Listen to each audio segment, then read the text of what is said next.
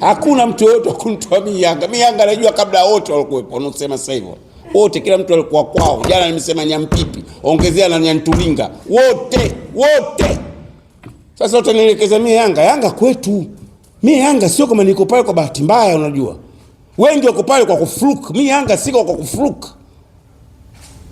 Yaani Yanga ni nyumbani kwetu, nimecheza mule Vidali. Kimbiza huyo.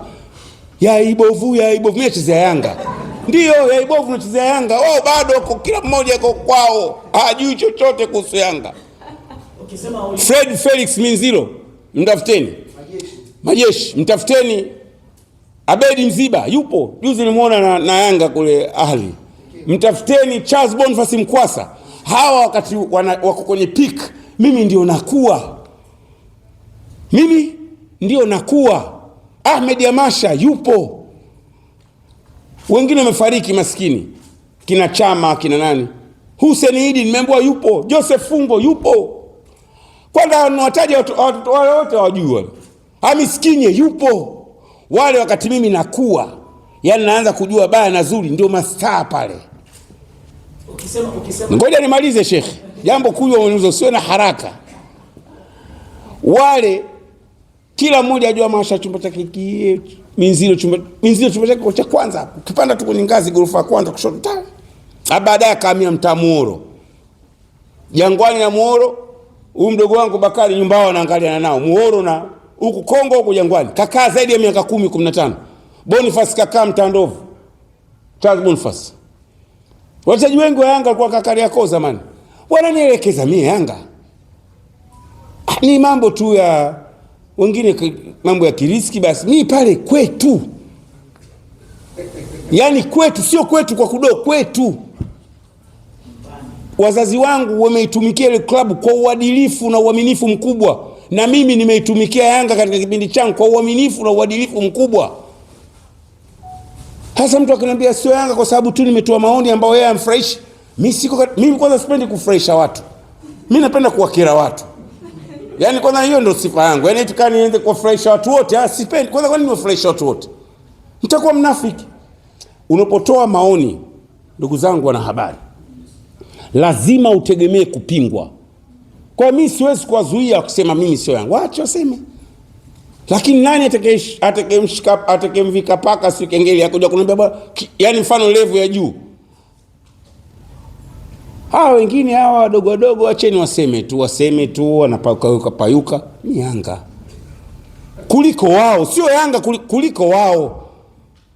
Ni mambo tu ya kiriski katokea. Wenzangu wakaniambia bwana njoo huko safari riski kija leo nakataa. Mimi rofa.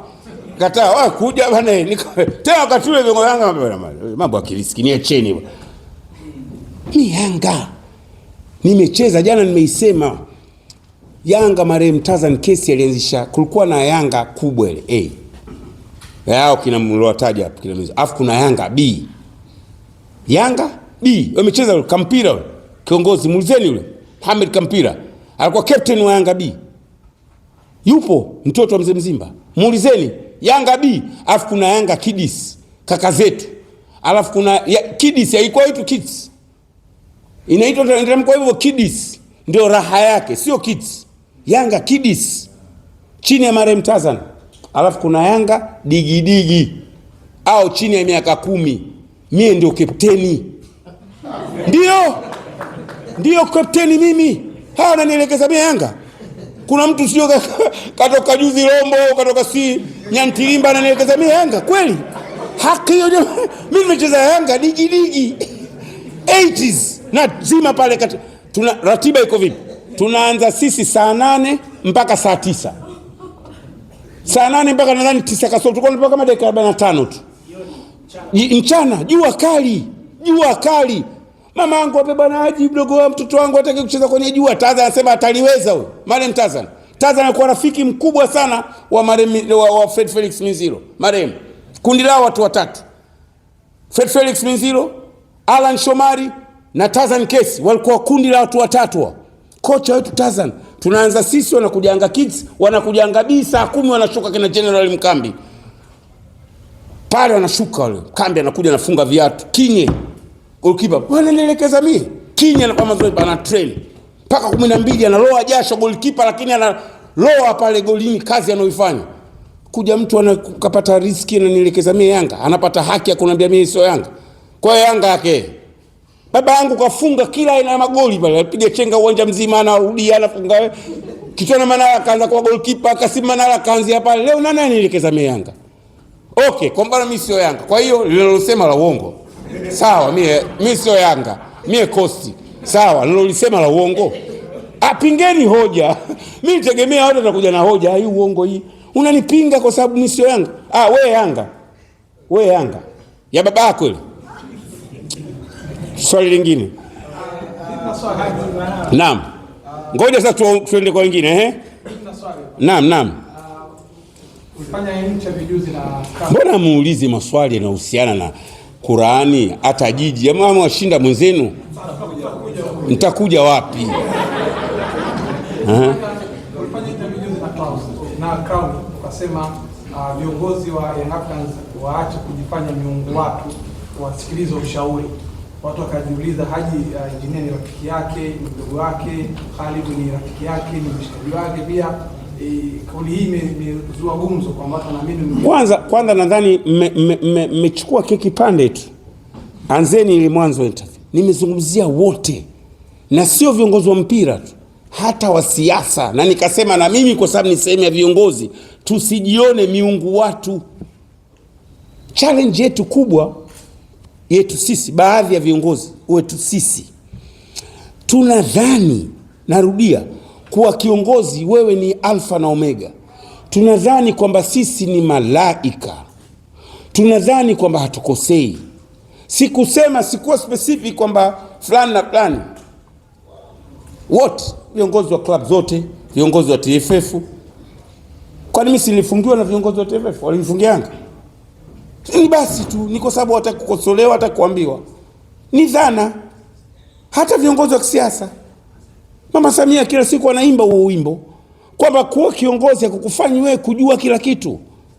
Hapa miongoni mwenu kunaweza kuwa na mtu ana maarifa makubwa ya kuwa diwani wa Kariakoo kuliko mimi. Ndio. Kwa hiyo unapopata mawazo ambao huyapende lazima uyachukue. Kwa hiyo sio kwamba na mimi uzuri wake sisemi kwa sababu ya kichochote. Yani sina ninachohitaji, yani sihitaji mimi. Unajua mimi sihitaji tiketi ya bure ya kwenda Lindi kuangalia mechi wala kwenda Cairo kuangalia mechi. Mimi nikitaka kusafiri na kata mwenyewe, nachukua mwewe natua. Ndio, kwa hiyo mimi sina njaa yani ya kusema kwamba huyu bwana anahitaji mambo ya kiriski. Sihitaji riziki ya mtu. Alhamdulillah, napambana, nalima kweli.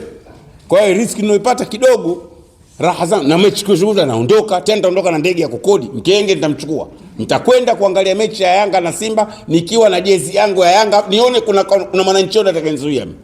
Na kwenda Amani Stadium. Na swali msikiti wa Amani, nikitoka hapo naingia kwenye mechi, navua kanzu yangu, hapo nimuone na nitakuwa nimekaa kule kwenye ushabiki. Mimi sikaagi huku VIP. Mnajuaga mimi nakaaga oya VIP D hapo kwa Mkapa. Kwa hiyo ni mawazo, lazima tukubaliane. Kama vile wao walivyotoa mawazo, mimi nimekubali. Ndio maana nimeuza kama sio Yanga, nitafuteni timu, nipelekeni basi. Lakini hadi wanahisi kama unawatoa kwenye reli Yanga kuelekea kwenye mechi. Ujinga huo. Mimi kwanza ile interview haikuwa kwa ajili ya, ilikuwa ya muda mrefu sana. Wamekata tu vipande, wameanza kuvikata sasa hivi. Ni ujinga huo. Mimi naweza nikatoa kwenye reli kule. Kwani Yanga wanashinda? Yanga tolewe kwenye reli kwa ajili ya mechi? Yaani kweli serious kabisa Yanga itoke kwenye, yani Job yule atoke kwenye reli kwa sababu Haji kasema hivi? Au kocha? Wewe unaamini? Yaani Pacome aseme bwana mimi nimetoka kwenye reli kwa sababu ile Haji ujue. Haiwezekani, huyo sio Pacome. Sasa mimi sikai hapo kumzungumzia mtu Sheikh. Mimi sikai hapo kumzungumzia mtu. Ninazungumzia hivi.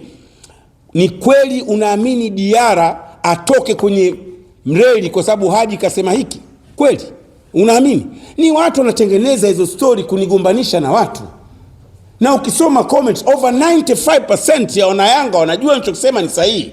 Mimi nitegemea kwamba viongozi wachukue yale mazuri niliyosema, wakaachakate, wafanyie kazi. Kwanza kutokeza kutaka kutishana misuli na watu, usikani. Kwani ndio utanzuia niseme?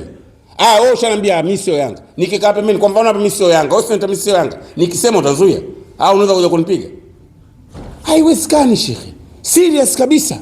Yaani Yanga itoke kwenye focus kwa ajili tu Haji Manara kaongea.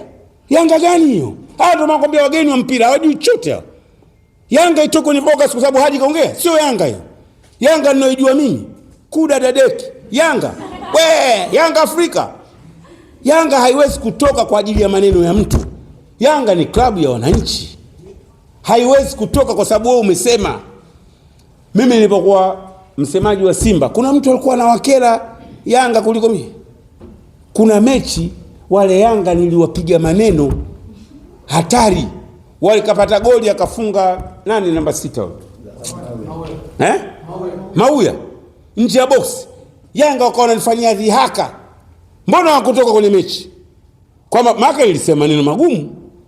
Ndio shabiki na mimi nina haki ya kutoa maoni. Na haki ya kutoa maoni. Na narudia, hakuna mwenye haki ya kuzuia maoni ya mtu. Kwanza mimi maoni yake, uzuri wake, simtukani mtu. Simdhalilishi mtu. Yani mimi naenda kwenye pointi zangu. Yani mimi siingii katika dhihaka. Yani simfanyii mtu dhihaka, simfanyii mtu istihzai. Hasa hao wananifanyia mimi dhihaka, hao ndio nafurahi. Na angalia juzi nimetumiwa huyu anasema hiki, huyu anasema hiki, nikacheka nikaangalia nikasema basi twendeni. Ni maoni yao. Kama vile ambavyo wao hawana haki ya kuzuia maoni yangu, pia ni maoni yao, no matter what.